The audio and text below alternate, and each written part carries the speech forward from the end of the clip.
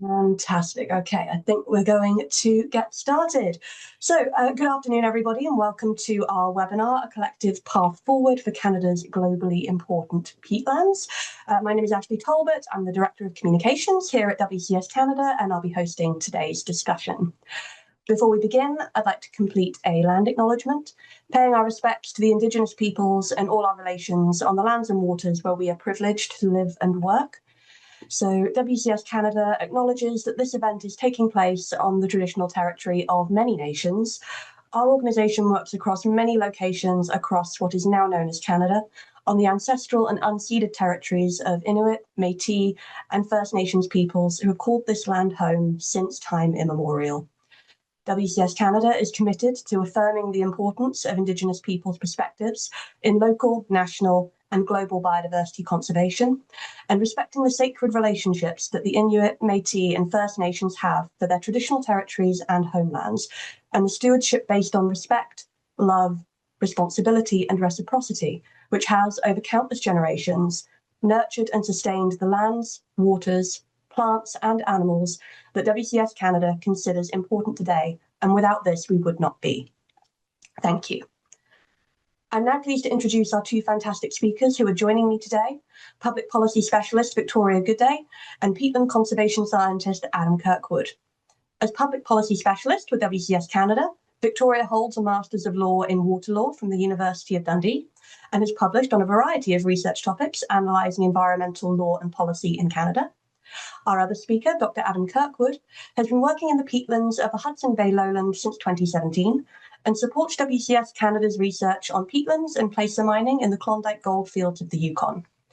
Adam will be opening today's webinar, introducing the essential values and services of peatlands in Canada, after which Victoria will take to the mic to speak to the limitations of current peatland governance approaches and the paths forward outlined in the National Peatland Strategy. 15 minutes will be set aside at the end for a moderated Q&A with both Adam and Victoria, so you can look forward to that. A few bits of light housekeeping. Please supply any questions in the Q&A box throughout the webinar. We'll be triaging them as we go for the Q&A at the end, so please do send them over as you think of them. And this webinar is also being recorded, so you will all receive the link to that recording after this webinar. I think that's everything from me. So without any further preamble, I will go ahead and hand over to Adam to get things started. Okay, wonderful. Thank you so much for the wonderful introduction and getting us started, Ashley. Good afternoon, everyone. Good morning, depending on where you are. As introduced, my name is Adam Kirkwood, and I'm a peatland conservation scientist at WCS Canada. And I'm presenting to you today from Ottawa, Ontario, which is the unceded traditional territory of the Anishinaabe Algonquin Nation. And I've been working, as introduced by Ashley, in northern peatlands for about 9 years, so coming up on a decade, and with most of this work taking place in the Hudson Bay lowlands, which is the world's second largest peatland complex. And the Hudson Bay lowlands is home to many First Nations and covers numerous treaties, including Treaty 9 in Ontario, Treaty 5 in Manitoba, and the James Bay Northern Quebec Agreement in Quebec. And the First Nations communities and partners that I've worked with have been very gracious in teaching me so much about the land and how we should care for the land and respect for the land. And I just want to acknowledge that I'm very grateful for these relationships and committed to upholding the rights of Indigenous peoples in my work. And today, I'm really excited to be talking to you on World Wetland Day, and I thank you all so much for taking time out of your busy schedules to be here while we discuss the essential services of Canada's peatlands. So without further ado, let's jump into what are peatlands. I'm going to give a kind of high-level overview for the next about 10 minutes and pass it on to Victoria. So peatlands are a type of wetland that slowly accumulate organic matter in the form of dead plants as a result of the very wet and waterlogged conditions of these environments like we're seeing in this photo. And peatlands in Canada are highly diverse ecosystems with plants that are specialized for living in these waterlogged environments. And peatlands are broadly defined by their hydrology and by their vegetation composition. So the two dominant forms of peatlands that we have in Canada are bogs and fens, though we do have other types of peatlands like peat swamps, for example. So fens are a type of peatland that are fed by groundwater or surface water. So either by streams flowing across the landscape or water moving through the soils. And because of that, fens typically tend to have more nutrients than bogs, for example. And so the vegetation of fens will range very widely depending on the water source and the chemistry of the fen, but there's typically a diversity of grasses and sedge and herbs and true mosses. Bogs, on the other hand, are the other dominant type of peatland that we'll be talking about, and these are solely dependent on rain and snow as their water sources. And so because of that, bogs are typically more nutrient poor and more acidic than fens and are dominated by these wonderful little sphagnum mosses that many of us like to refer to as ecosystem engineers. So both of these peatland types lead to the very thick accumulation of organic matter like we're seeing in this picture here on the right, and this is what we call peat. So especially in northern peatlands like we have across Canada, the waterlogged conditions of peatlands, in addition to cool or cold climate, depending on where we are in Canada, can allow for very thick peat deposits to form up to several meters in thickness, depending on where we're looking. So if we look at the global distribution of peatlands, we see many of them are occurring in temperate climates at middle latitudes, like in Canada and in Siberia and in Scandinavian countries. But we also see quite a few peatlands occurring in the tropics as well, along the equator, in South America and in Africa and in some Asian countries. If we zoom in to Canada, we see that approximately 1/4 of the world's remaining peatlands are found in Canada. And so when we look at that on a map, where all of these different shades of green are different peatlands extent, we see we have peatlands distributed across Canada. In Ontario, we see that we have 39.8 or roughly 40 gigatons of carbon, where 1 gigaton is equal to 1 billion metric tons. And this is just in the form of carbon stored in peat, like that peat profile I showed you a few slides ago. This dark patch in the middle that's covering Manitoba and mostly in Ontario and a little bit of Quebec, this is the Hudson Bay lowlands that I was referring to earlier, the second largest northern peatland complex on the entire globe. We also see very large storages of peat carbon in Manitoba, in Northwest Territories, and in Alberta. When we sum all of this up, we know that Canada stores about 150 gigatons of peatland carbon. And this is the world's largest peat carbon stock of any country on the planet. And so it's very important that we are stewards of these ecosystems. Now, to give you a little bit of comparison, peatlands store disproportionately large amounts of carbon compared to other terrestrial ecosystems. To show you this, we know that peatlands cover approximately 3% of the world's terrestrial land surface, compared to about 31% of the land surface being covered by forests. But they store more than 2 times the carbon of all of the world's forest. So they have a disproportionately large amount of carbon compared to their coverage of the landmass. And so the mechanisms behind that are that forests are very able to very quickly remove carbon dioxide from the atmosphere in comparison to peatlands, but they also release it much faster when trees and other forest vegetation die and start to decompose because these ecosystems aren't as wet as peatlands, so the decomposition process is a little bit faster. When we look at peatlands, though, we do see and we do know that they're slower to take carbon dioxide out of the atmosphere, but they're doing this consistently over thousands of years, and where the carbon they take out of the atmosphere is more than what they emit because of these wet and, in the case of Canada, these cool conditions. And so over time, we get these very thick deposits of peat that are storing billions of tons of carbon across Canada. In addition to carbon, peatlands provide numerous other important ecosystem services. So peatlands are water-rich ecosystems like we're seeing on the left, and they're very highly interconnected landscapes. They play an essential role for the regulation and the storage and movement of water, as well as positively influencing water quality when they're left intact. Peatlands are critical wildlife habitat for many wildlife species, from large iconic species like caribou and polar bears to an abundance of small mammals, birds, and invertebrates. And finally, peatlands are also incredibly important for supporting unique and diverse vegetation assemblages. And this, of course, in turn supports wildlife, but these vegetation communities are also of great cultural significance to many indigenous communities and are commonly used as medicines and for subsistence. However, the incredible and important functions of peatlands are very sensitive to disturbances. So if peatlands are left undisturbed, like I've mentioned, they continue to serve as critical habitat, regulate water flows, and sequester carbon from the atmosphere. And healthy peatlands that are still wet will still have these slow decomposition occurring and leading to the continued accumulation and storage of carbon through time.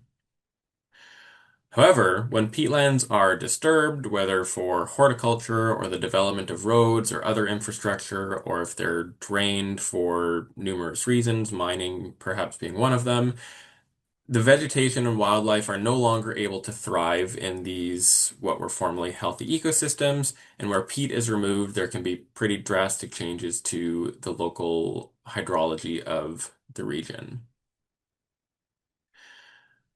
And so, as I've just demonstrated, peatlands are very sensitive to disturbance. When we disturb peatlands, we're losing carbon and ecosystem functions that we're often referring to as irrecoverable on human timescales. Because these peatlands are such slowly forming ecosystems, it becomes very challenging, if at all possible, to reclaim peatlands to their pre-disturbance characteristics on the management timescales that we're working with.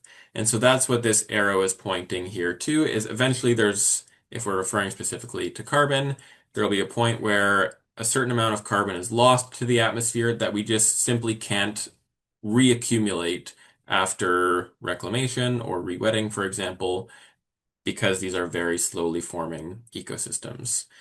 So the final note that I'll leave with before passing along to Victoria is that maintaining the integrity of peatlands is essential. And so with that, I hope I have been able to convince you of the essential services of Canada's peatlands on this wonderful World Wetlands Day. I'd like to thank you all for taking the time to listen to me gush about how awesome peatlands are, and I'm really excited to hand it off to my colleague Victoria Goodday to talk to you about peatland policy and our collective path forward. Thank you so much, Adam. That was fantastic. Hi, everyone. Thanks so much for joining us. I'm Victoria Goodday. I'm a public policy specialist with WCS Canada. I am presenting today from Nova Scotia, the ancestral unceded territory and ancestral homelands of the Mi'kmaq Nation. So Adam has teed us up really nicely to talk about why we think protecting peatlands are important and what kind of policy solutions we're proposing to do that. So here is the biggest challenge of all, sharing my screen. All right, here we go. Okay, so I have about 25 minutes to do what I estimate is a 35-minute presentation. I just couldn't figure out what to cut. So here we go. Peatland policy in Canada, and I'll be launching officially the National Peatland Policy, or sorry, the National Peatland Strategy that we published in December. We haven't yet communicated about it publicly in this way, so I'm really excited to dive into that as well.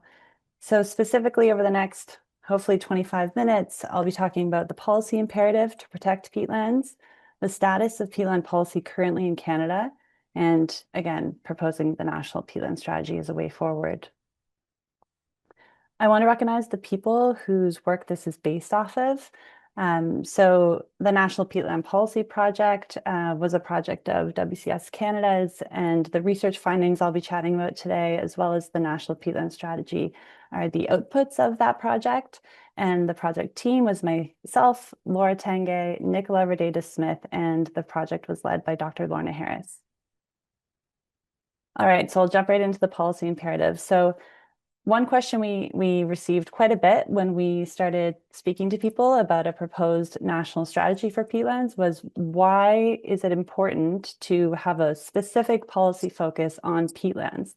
Why is the general policy focus on wetlands not sufficient to address peatland-related challenges and opportunities?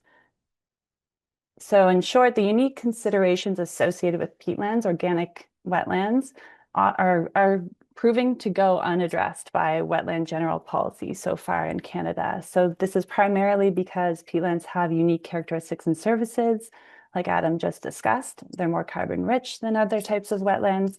They're made up of unique plant communities. Many may not be fed by surface water systems, and so sometimes policy and legislation captures only those ecosystems that are. So for example, bogs might be left out of certain water resources legislation. And the geographic distribution of these high integrity northern peatlands we're talking about primarily today also make them unique. The remoteness, the scale, and peatlands also face unique threats. So there is a traditional perception of bogs as wastelands, or as my mom called it the other day, scum ponds, even though she knows I work in this field. They're also more likely to overlie rich mineral deposits when compared to mineral wetlands, so maybe more at risk from mineral exploration and extraction. And there's also a whole industry around extracting peat from peatlands for horticulture. All right, so a huge body of global guidance on peatland specific law and policy exists.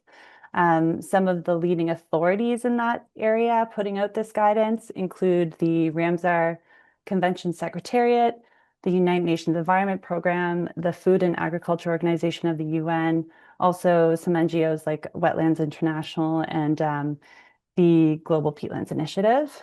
So I'm going to be talking a little bit about what are the recommendations collectively of those leading global authorities.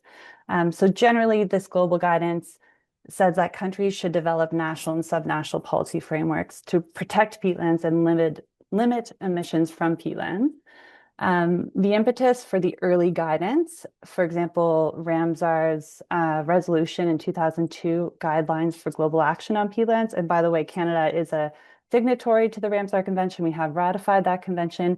And so we are expected to take up guidelines like this, resolutions, and do our utmost to follow them. So the impetus for the early guidance was largely countries that were already grappling with the environmental, social, and economic liabilities associated with degraded peatlands.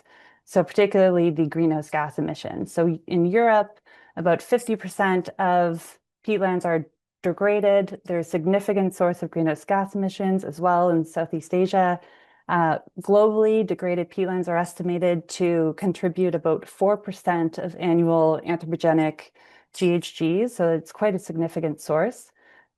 And so the policy focus in most of that body of guidance is on restoring and rewetting, and there is the clear recommendation to protect existing pristine peatlands. Thank you, Faru, for the suggestion to have water on hand.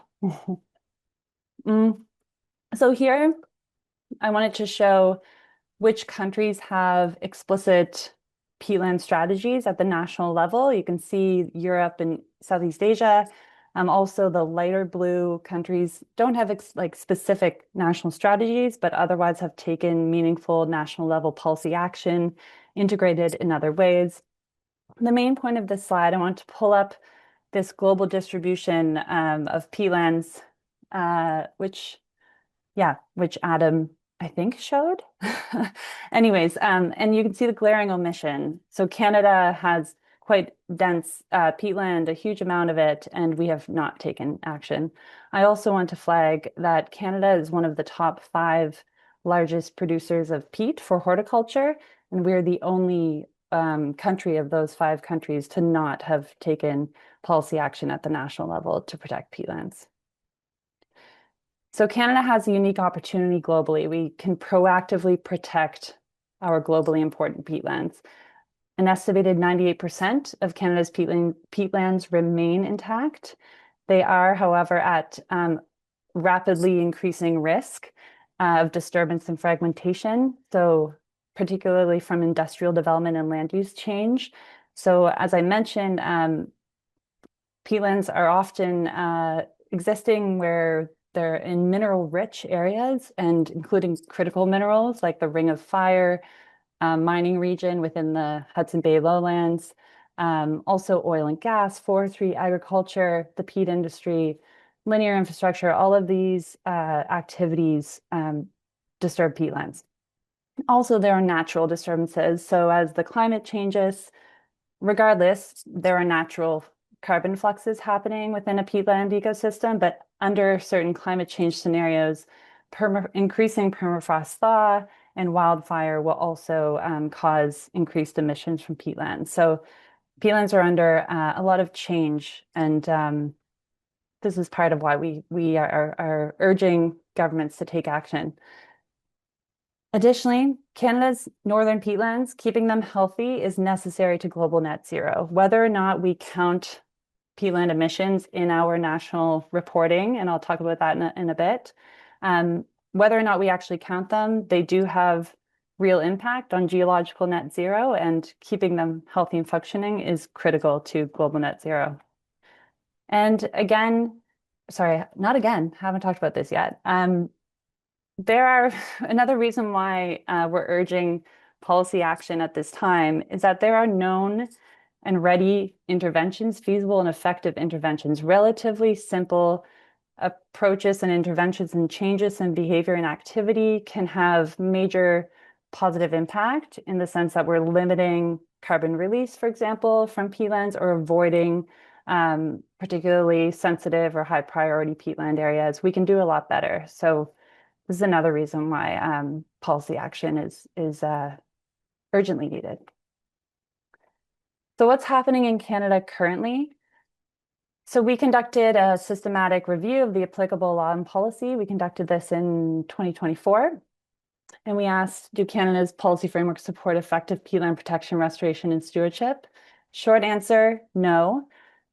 There is very little peatland-specific law and policy across the country. So we looked primarily at provincial, territorial, and federal levels, legislation and policy instruments. Where peatland-specific rules do exist, they're usually related to peat extraction. So regulation of extraction operations, protection of peat resources for the purposes of future extraction and exploitation. So how we sum this up is essentially when you look at the whole body of law and policy directly applicable to peatlands in Canada, the message that you get is that peatlands are a resource to be extracted.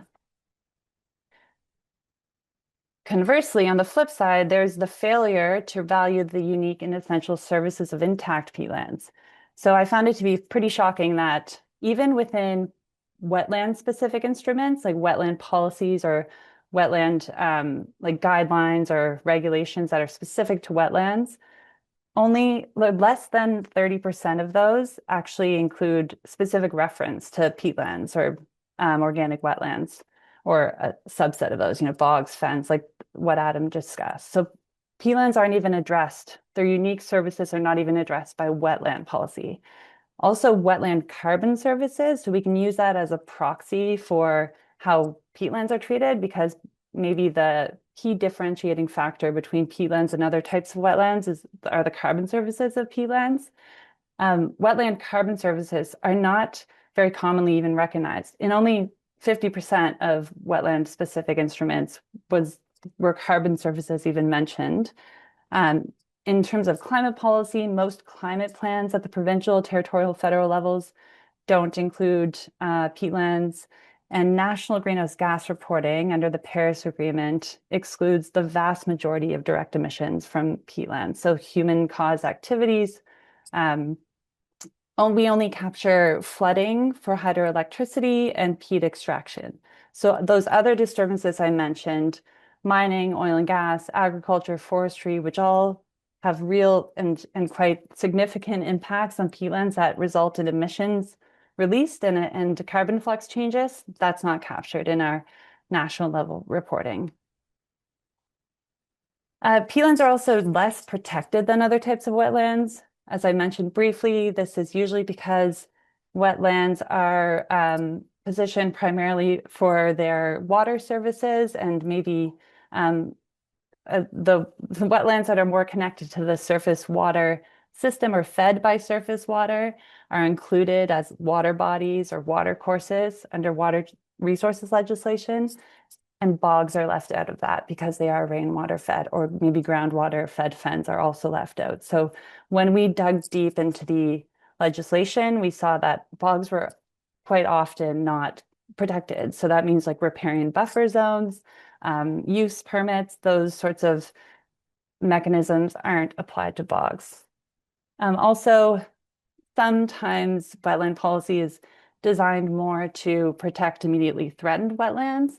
And whereas northern peatlands are more remote, maybe more or less immediately threatened, they are not adequately captured under those policies. And generally, there is a failure to avoid harm.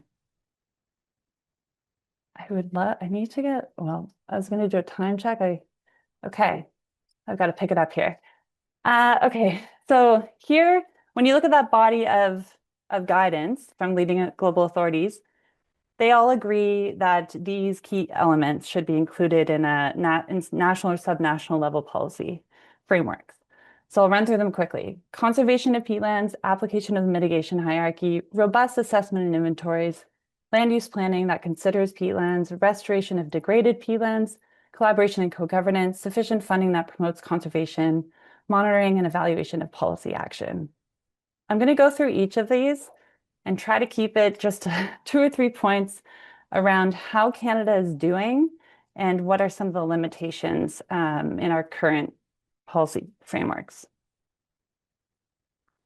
I say try to keep it to 2 or 3 points because I'm just so fired up about this topic now because I've been studying it for a couple of years, and there's a lot of opportunity, like a lot of really clear gaps that match very nicely with opportunities and solutions.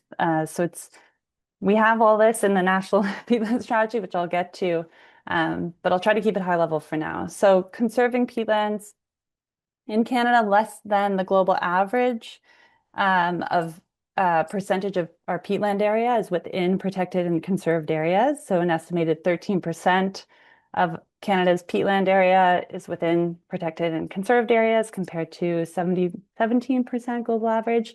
And more generally, when we look at protected areas designation criteria, including like wetland protection designations, peatlands are disadvantaged. And this is primarily because the carbon services and the carbon, like landscape carbon, the carbon sink or the carbon sequestration or storage function of a landscape is very, very rarely, I think only in the Yukon, is it considered when determining which areas should be protected. Application of the mitigation hierarchy. This could be its own webinar. Failure to apply the mitigation hierarchy is not unique to peatland governance. This is a problem across Canada and other areas of environmental law and policy. But very briefly, when we look at how provinces and territories especially are applying the mitigation hierarchy, for example, in permitting and approvals, land use decision-making, you see that the carbon impacts of disturbing wetlands are pretty much completely ignored. And so what that means is the avoidance requirements are too weak when it comes to peatlands. They don't reflect the essential and irreplaceable nature of these ecosystems. Understanding what Adam has told us, how irreplaceable and important these ecosystems are, you would assume that we would do a lot and make it really difficult for proponents, say, to disturb such an ecosystem, and we would really promote and prioritize avoidance. That's not the case. Instead, disturbance with the commitment to restore or undertake restoration activities is the norm. In terms of minimizing impacts, peat disturbance and carbon loss, like that irrecoverable carbon loss, are not considered. Compensation fees and ratios are too low. So for example, in Alberta, A proponent can disturb a peatland under the guise of a temporary disturbance, even though those impacts are permanent, you know, within human timescales. Temporary disturbance and pay a fee to do that, and they don't even need to undertake any restoration activity. And those fees are far too low. They're not representative of the actual impacts.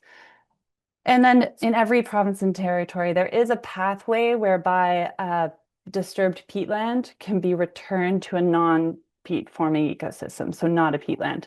And in some cases, again, Alberta, I hate to call Alberta out because they're also doing a lot of really great stuff.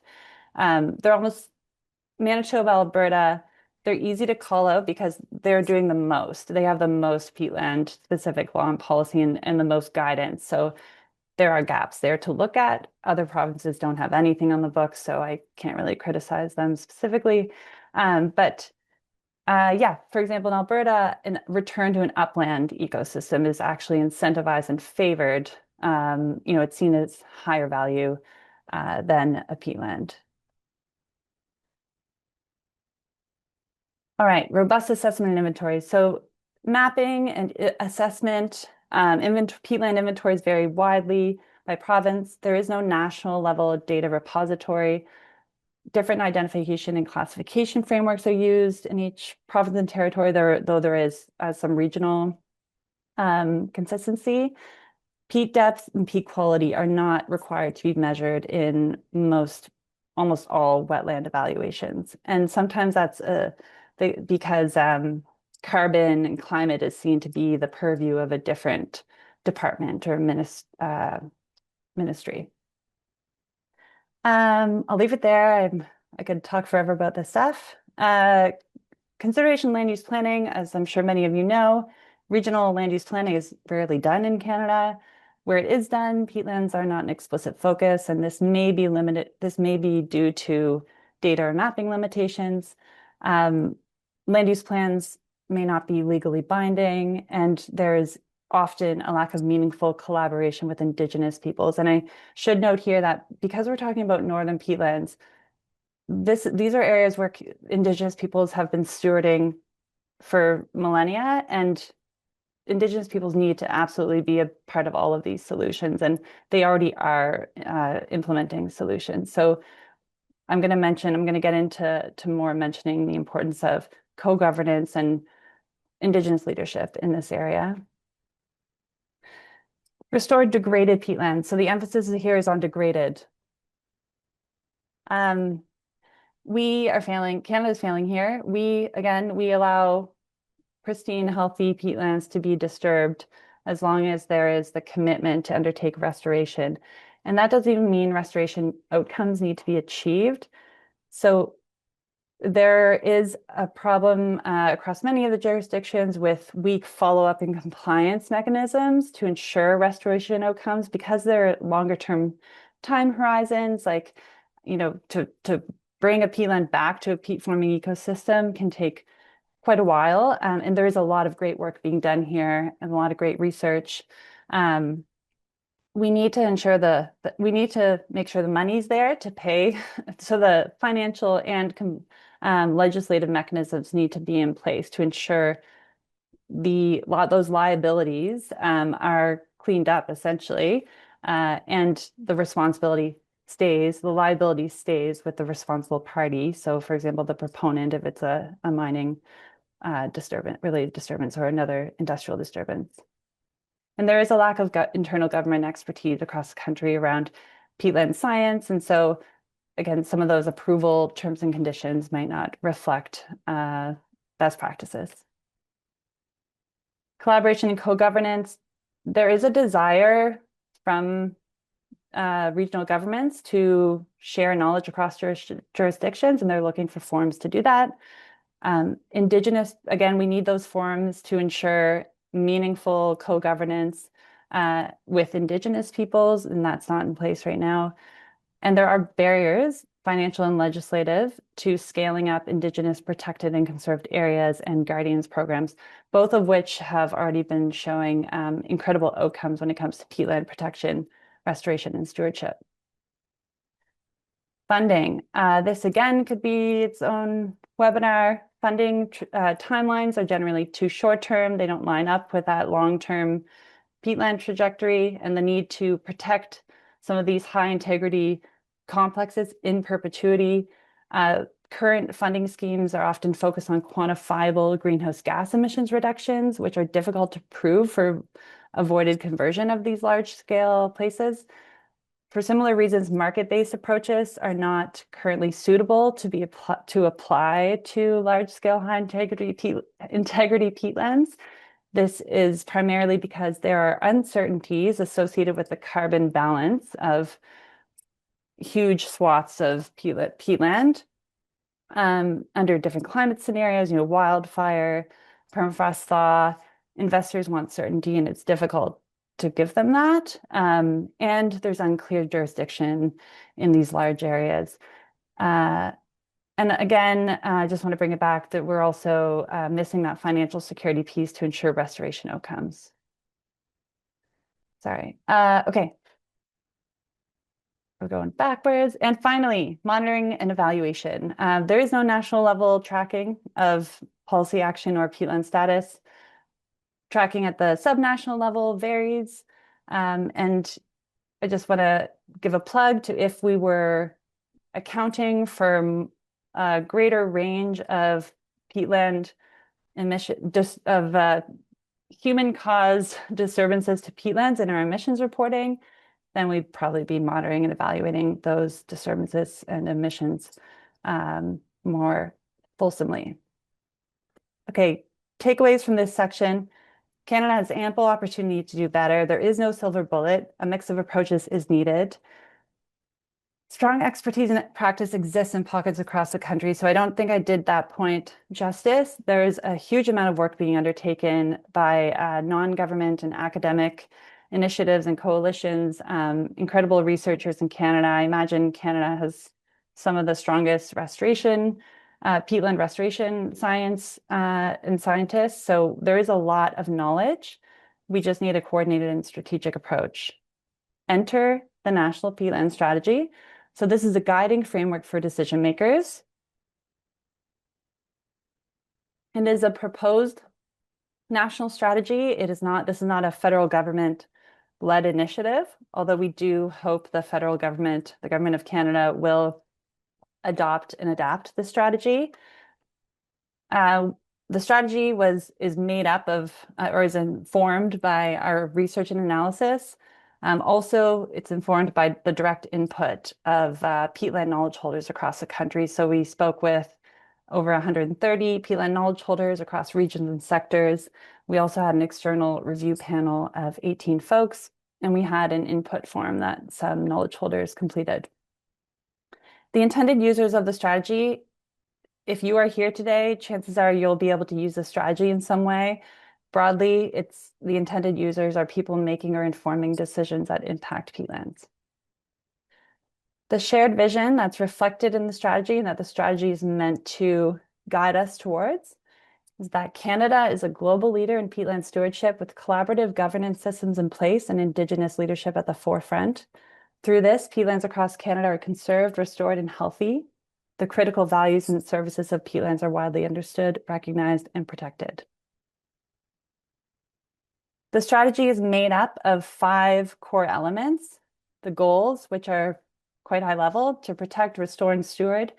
Specifically, there's the goal to protect high priority peatlands that are identified as such through meaningful collaborative processes, to restore already degraded peatlands, to stop using restoration as justification for disturbance, and to steward peatlands through Indigenous-led models. Then there's a strategic priority. So these are the areas where action is needed to achieve those goals. They map up quite nicely with the global guidance. So we have policy alignment, Indigenous rights and leadership, integrated planning and assessment, research and monitoring, capacity development and communication, collaboration and co-governance, finance and funding. We have over 40 individual actions that fit under those areas. These actions are meant to be applicable to all contexts. And we have guiding principles to help decision makers choose those actions and adapt them to their specific decision or operating context. And finally, we have our jurisdiction profiles or action plans. So for every province, territory, and for the federal government, we have action plans of specific opportunities to address specific gaps. So I don't want to do those jurisdiction profiles a disservice. They are quite detailed, but I do want to leave you with some high-level actions and opportunities that we go into in more detail in those profiles. Government of Canada. So the top 4 actions we would recommend the Government of Canada undertake right now. We recommend they adopt a binding peatland conservation target linked to Canada's 30 by 30 commitment under the Kunming-Montreal Global Biodiversity Framework. Always such a mouthful. You know, we want that target because that will help to incentivize action at the subnational level, where a lot of the responsibility lies for managing natural resources. We recommend that the Government of Canada establish a national fund in legislation to support long-term Indigenous-led conservation and stewardship of large-scale, high-integrity peatland complexes. That fund could be partially capitalized by proponents, by industry that are impacting peatlands. We recommend the government scale up ecosystem carbon flux monitoring and research and include peatlands and emissions reporting. And we recommend they develop a national peatland strategy of their own using the playbook we've provided. So at the subnational level, here are some high-level key actions. Again, this is like a synthesized roll-up. For each province and territory, we have specific targeted suggestions.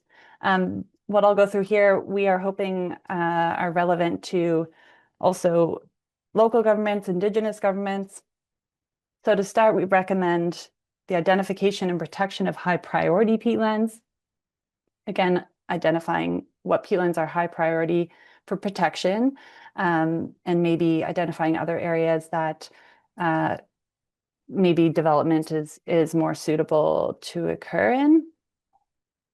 Modernize regulatory frameworks to better reflect the essential values and services of healthy peatlands. We have specific recommendations for how to do that.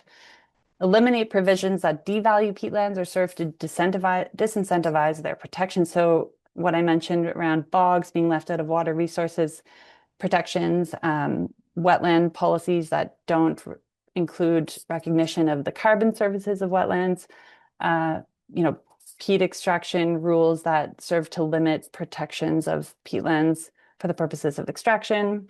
All of those, that there needs to be a paradigm shift for all of those approaches. Integrate peatlands into climate decision-making and emissions accounting.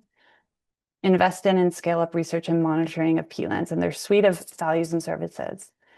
So I know I've rushed through a little bit, but again, in those individual action plans or jurisdiction profiles, we encourage you to take a look at those that are relevant to you or all of them. We are here for conversation about the opportunities we propose within each and the broader strategy. We would love to hear from you. I don't want to put Adam on the spot, but we have some excellent peatland scientists on staff and who can maybe help you with developing policy approaches and solutions and assessing options. So I encourage you to look at those action plans. What's next? Use and dissemination of the strategy and continued conversations. Okay, thank you so much. I will hand it back over to Ashley. And thanks so much, Ashley. Amazing. Thank you so much, Victoria and Adam. There's a lot of food for thought there, and there's been really kind of incredible engagement in the Q&A box, some really great discussions going on. Without any further ado, we're going to dive into some of your questions. And to start with, given the ecological sensitivity of peatlands, what specific mechanisms are being proposed to protect these areas from the disturbances associated with mining? Which upcoming policy initiatives are designed not only to protect protect biodiversity, but to actively prioritize the restoration of these ecosystems to maintain their function. Who'd like to jump in on that first? Is there a specific jurisdiction in mind, or just generally what kind of, can you? Given the ecological sensitivity of peatlands, the Hudson Bay lowlands are mentioned, but I think it's a more general question. So what kind of initiatives are being undertaken? What specific mechanisms are being proposed, and any upcoming what policy initiatives are designed to protect biodiversity and actively prioritize the restoration of these ecosystems to maintain their function? Well, I would say application of mitigation hierarchy, so a strict application, so avoiding, first of all, looking at how you can cite projects differently. This is, what the governments we spoke with, this is what they're interested in. They're also interested in making the economic case for avoiding disturbance of peatlands and keeping peat in situ. There's also, where avoidance or where disturbance can't be avoided, there's kind of what we're calling climate smart decision making. So how can maybe those mining activities be undertaken in a way that limits disturbance and avoids maybe the most peat rich areas, or undertake some other, practices to limit release of that irrecoverable carbon. So there's, again, it's the mitigation hierarchy and the strict application of that. Adam, did you have anything to add? No, I think application of the mitigation hierarchy kind of covers the gist of that question, I'm hoping. And maybe we can pitch here our president, I always forget Justina's title, Justina Ray and Dave Fulton have put out a report recently on the need for a coherent federal strategy and application of the mitigation hierarchy. So there's a lot more detail in there. Excellent. Thank you both. Adam, I think this is one that it would be good for you to jump in on. Someone has asked, I've been told that given where most peatlands exist in Canada, they're given the examples of Northern Ontario, Northern Manitoba, and the Northwest Territories, the primary threat is not habitat degradation due to, due to industrial development, but rather the thaw of permafrost due to climate change itself, resulting in carbon release. If this is the case, any thoughts on national and sub-national policy that can make a difference? Sure, yeah, I think I can answer the first half of that question, and then Victoria, maybe I'll throw it to you about the national or subnational policy part of the question. But for sure, climate change is expected to have its impacts on peatlands. And so we do expect with warmer temperatures, there may be more carbon emissions from, or more decomposition. But we also know that with warmer temperatures, we can have enhanced plant growth. So we have to be really clear on what the balance of that looks like. And so regardless of whether northern peatlands are going to be sources or sinks of carbon under different future climate change scenarios, avoided conversion of peatlands is still the best thing we can do for the climate relationship because they do store such large amounts of carbon. Um, so that is, I guess, I'll say the scientific part of that answer. And in terms of the policy part, I'll see if Victoria has anything she wants to mention. Yes, absolutely. So I would say first and foremost that Indigenous leadership and stewardship of landscapes is, and there, we don't need studies to tell us to show this, but there is a recent study that just came out like last week that is really showing empirical evidence that their approaches have been shown to, protect the landscape, and so to manage wildfire on the land. And so there are, to some degree, we can manage those natural disturbances and their impacts, and Indigenous-led models are leading the way on that. But our argument is that, yeah, permafrost thaw will be occurring. Emissions will be coming, probably increasing maybe from some peatland areas in Canada. And that gives us more reason, more justification, more impetus to cut down on direct human-caused emissions as much as possible. So where we can influence, absolutely, the release of peatland emissions, we should be doing that, and keeping these ecosystems healthy, intact, allows them to better manage those, allows them to do their thing and better manage those natural changes. Natural, it's an indirect cause of human released emissions, but I hope that's sufficient. Great, thank you both. We have another question here asking what has happened in areas where peat has been really disturbed. They're thinking of Ireland.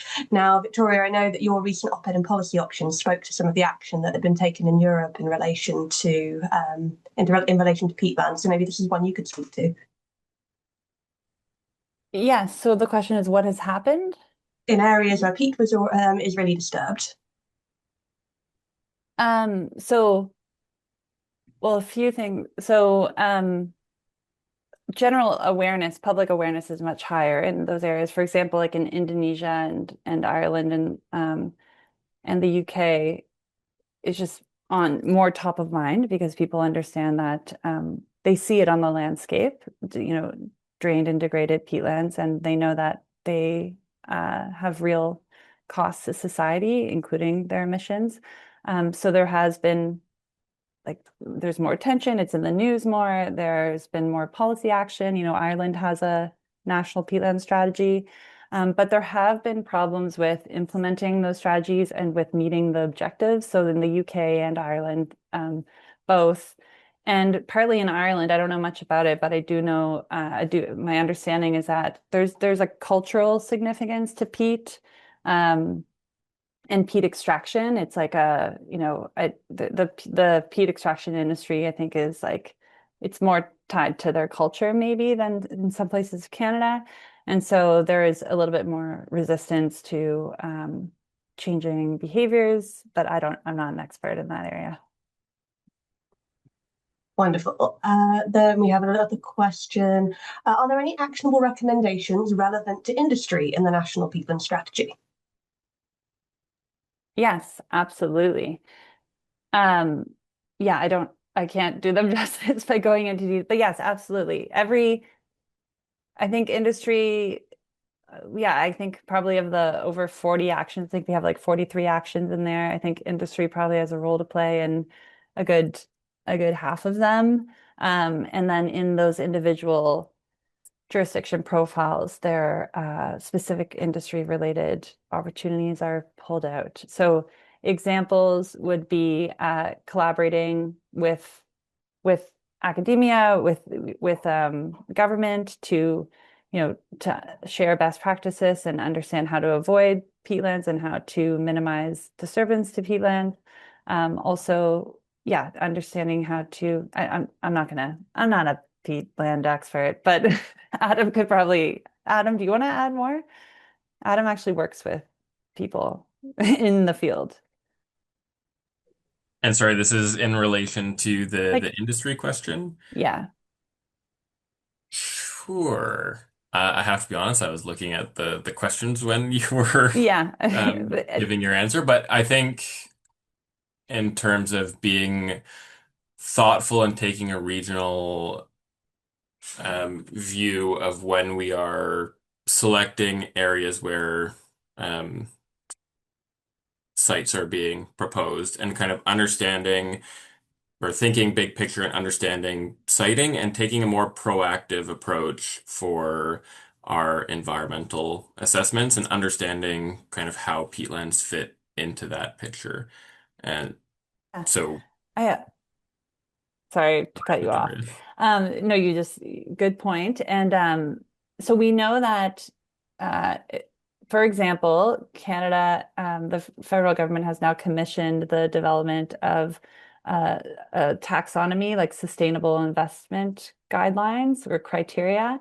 And we know that in most taxonomies for sustainable investing, there is some consideration of ecosystem impacts and impacts to carbon sinks and stores. And so industry is going to increasingly have,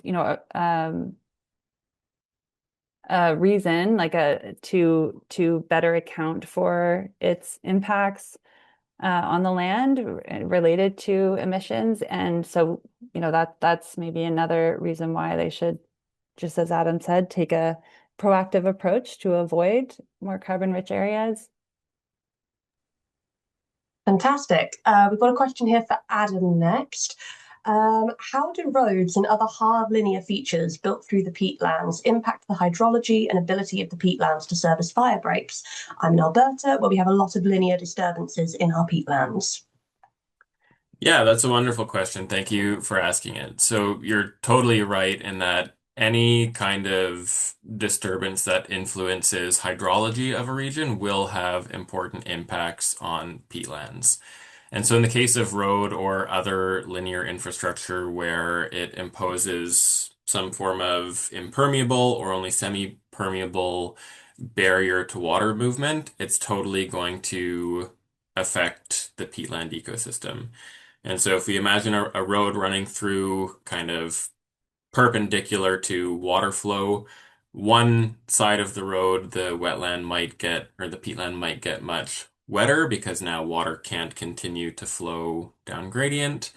And that might have consequences for methane production, where more methane can be produced in wetter environments. It will influence vegetation. And on the kind of downstream side of the peatland, on the other side of the road, it's not getting as much water anymore. It can be much drier. That itself will impact carbon dioxide and vegetation that was maybe adapted to or specific to those previous wet conditions. It's now much drier. And because they are drier, they may also be more susceptible to fire. And should fire start, there may be more severe burns because those ecosystems aren't as wet as they once used to be. And so focusing on the hydrology of peatlands is also very important. Awesome. Thank you, Adam. I think we have just about have time to squeeze in one more question. Let's see what we've got here. Here we go. So you mentioned barriers to IPCAs encompassing peatlands. What are some of the barriers and how can one support the work to overcome these barriers? So the barriers I was speaking about specifically were unclear legislative pathways. So establishing an IPCA in most provinces and territories, there's still not a very clear the pathways for achieving that aren't yet well developed.